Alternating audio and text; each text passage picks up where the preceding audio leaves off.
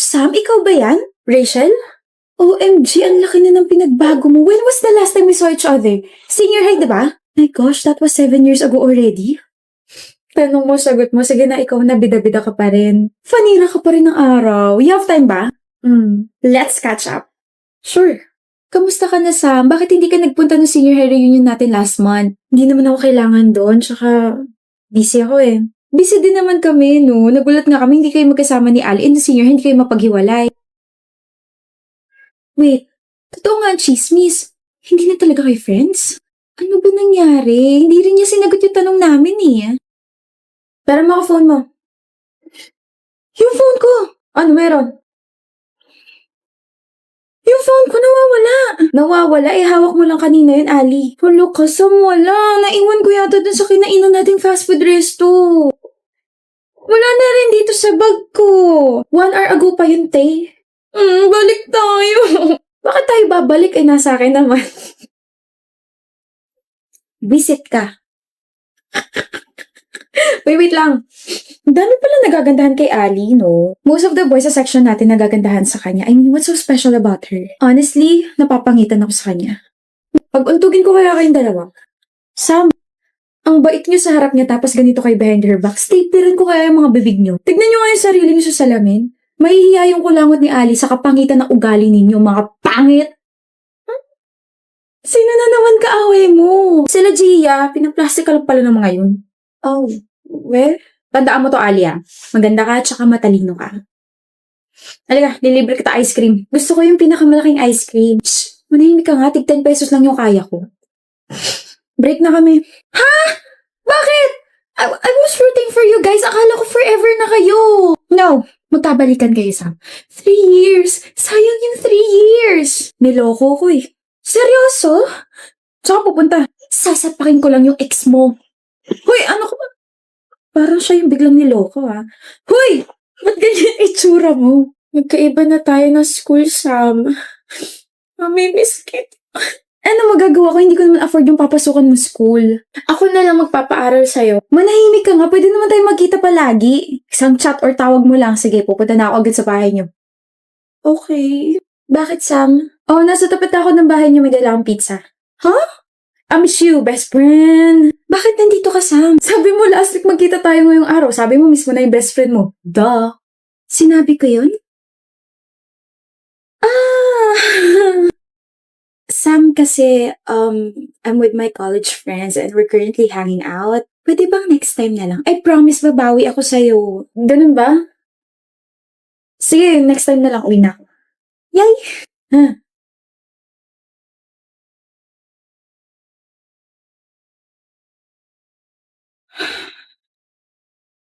Hoy, Ali, sino ba yan? Wala. Wala to. Shut mo na. Akala ko ba nasa Baguio siya with her family? Sana sinabi niya na lang yung totoo.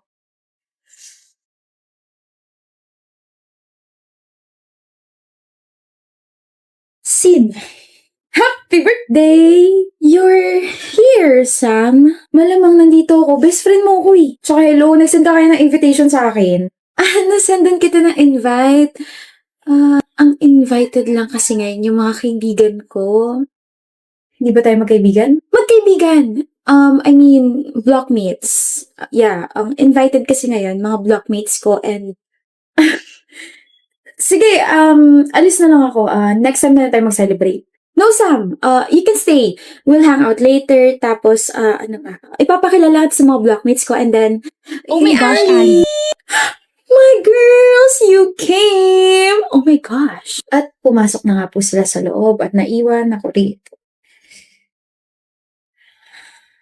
Sige, uwi na ako.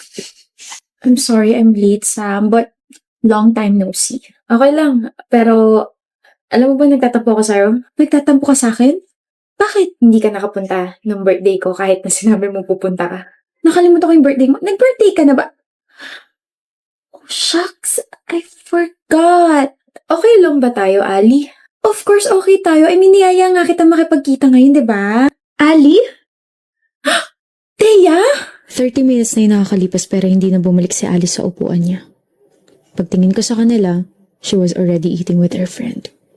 Umorder sila ng pasta. Tinignan ko yung sinerve na pasta sa harap ko. Malamig na. And that hit me. We don't have anything in common anymore. We're not on the same page anymore. Hindi ako galit. I will still be happy for my best friend because she found new friends that can bring out her energy more. I will just sit here, eat my pasta, and when I get home, I'll think about our high school memories and will treasure them forever. Sam! I said, ano ba nangyari sa inyo ni Ali? Nothing happened. We just, grew apart. That's all? That's all. Kaya huwag ka ng chismosa dyan, kain mo na lang yung pagkain mo. Damot sa information. Nanalo tayo, Esther. What if mag-celebrate tayo? Ayoko, ikaw na lang. Minsan lang, dali na mag-celebrate na tayo. Oh, Esther, okay ka lang? Ano ba? Ano bang problema mo? Esther, kumain ka na. Ano, Esther, hindi mo pa rin ako papansinin? Nung nagising ka, wala ka man lang reaction kung bakit nandito ako. Nung sinabi ko nag-aalala ka, wala ka pa rin sinabi. Kausapin mo naman ako. Hindi mo na dapat ako dinala dito, Rave. Napaka-OA mo, tsaka bakit nandito ka pa? Kasi, iwan mo na ako, kaya ko na sarili ko. Acid reflux lang to, makakalabas din ako maya-maya. Lagi ka raw nandito, ibig sabihin, hindi mo inaalagaan yung sarili mo, Esther. Ano ba yung nasa utak mo, ha? Puro aral na lang, ganun. Tapos ano, pagkain mo, mga libro. Baka hanggang sa panaginip, nag-aaral ka pa rin. Paano magagawa ko? Hindi naman ako katulad mo na mayaman na pwedeng pa-chill-chill lang sa tabi. Kailangan ko ma-maintain yung scholarship ko, Rave. Just let me help you. Hindi ko nga kailangan ng tulong mo. Umalis ka na, sabi. Tigas mo, Esther. Alam mo ba yun? Ikaw na nga yung tinutulungan. Ikaw pa yung galit. Alam mo, bahala ka na sa buhay mo. Himala, hindi mo inaasar ngayon si Esther. Mas mataas yung score mo sa kanya, di ba? O anong pake ko? Bago yan ah. Break na ba kayo? Ulul.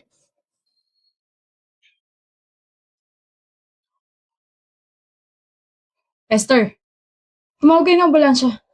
Esther, gising! Ano ba yun? Akala ko. Akala ko nahimatay ka na naman. Huwag ka nga matulog ng ganun. Parang hindi ka humihingi. Nakatulog lang ako, Rave. Tsaka, akala ko ba bahala na ako sa buhay ko? Akala ko ba? Parang paki ko. Ay! Nahiya! O, pagkain. Mamaya, kain. Sasabayan kita, Esther. Kumain ka muna. Busog. Sorry. Sorry saan? You were just trying to help me pero tama yan, Esther. Maging aware ka sa ginawa mo. Nangaasar ka ba, Rave? Pinaparealize ko lang sa'yo na mali ka.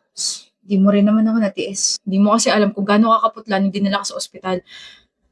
First time kong makakita ng ganun, sobrang nag-alala ako, promise. Akala ko nga mamamatay ka na tapos malaman-laman ko na pabalik-balik ka pala dun, hayop na yan. Ganito pala yung feeling, no? Na may nag-aalala sa'yo. How about your parents? Parents? May mga sariling mundo yun. Sugal ang mundo ng mga yun. Naawa ka? Hindi. Bakit natahimik ka? Iniisip ko lang kung paano ko sasabihin na kung hindi mo kayang alagaan yung sarili mo, edi ako na lang gagawa nun. Tss. Nga pala, bakit mo ako tinutulok pala yung nasa ospital tayo ha? Sungit-sungit mo. Ayoko kasing ma-attach sa isang tao. Okay, hindi ako komportable. Babaguhin natin yan. Wala ka nang kawala, Esther. Hindi kita lulubayan. Ako na mag-aalaga sa'yo eh. Anong ginagawa mo rito sa tapat ng bahay namin? I'll be fast. Gusto ko lang ibigay sa mga to. Ano to mga to? Isang paper bag, nandiyan lahat ng mga ginawa kong reviewers for our upcoming exam week. Alam ko meron ka na pero mas makakatulong kung babasahin mo rin yung akin para mas lumawak yung understanding mo. Oo na, ikaw na mas matalino sa akin. Matagal ko na tinanggap yun. Talaga? Etong isang paper bag, pagkain natin. Huh? Dito ka kakain? Bawal. Hindi, hinatid ko lang, tapos pagka-uwi ko, makikipag-video call ako sa'yo para sabay tayo kumain. Kung okay lang din, sabay na rin tayo mag-aral. What do you think? I think, kailangan mo nang umuwi. Sabay tayo, huwag mo munang kakainin, magtatampo ko. Babush!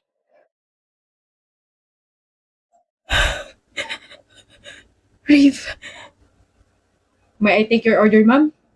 Mamaya na lang po, may inaantay pa kasi ako eh. Okay po. Thank you. Mal!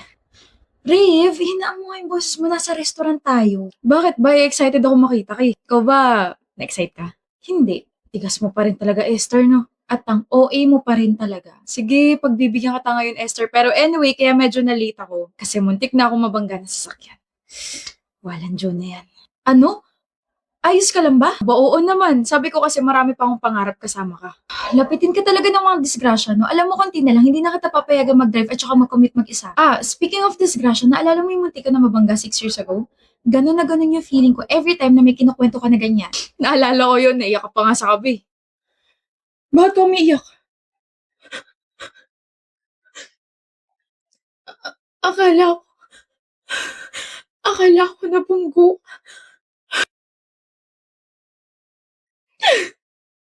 Alam mo ba, yun yung time na na-realize ko na gustong-gusto na talaga kita. Like, what if nabangga ka talaga? Eh di napahiga na ako nun. Sayang, sana tinuloy mo na tapos doon ka na natulog. Alam mo, mahal, wala ka pa rin kupas. Ang corny-corny mo pa rin mag-joke. Sabi ko naman kasi sa'yo, mag-enroll ka na sa club ko. Club? The Anti-Kakornihan Club. O, saan ka pupunta? Sa CR, sama ka. Pwede? Manahimik ka nga dyan. Love you, Esther. Oo na, I love you too.